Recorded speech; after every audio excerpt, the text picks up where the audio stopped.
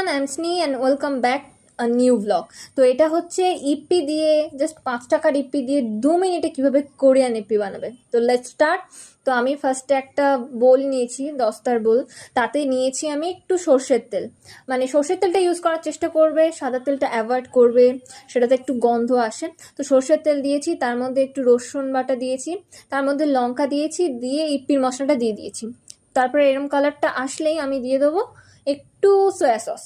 এটা main ingredients, ঠিক আছে? এটা দিলে স্বাদটা ওই কোরিয়ান স্টাইলটা আসবে।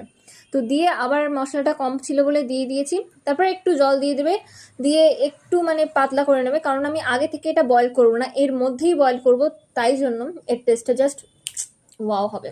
তো যারা একটু স্যুপ স্টাইলের রামেন বা ম্যাগি পছন্দ করো তাদের জন্য এটা ওকে।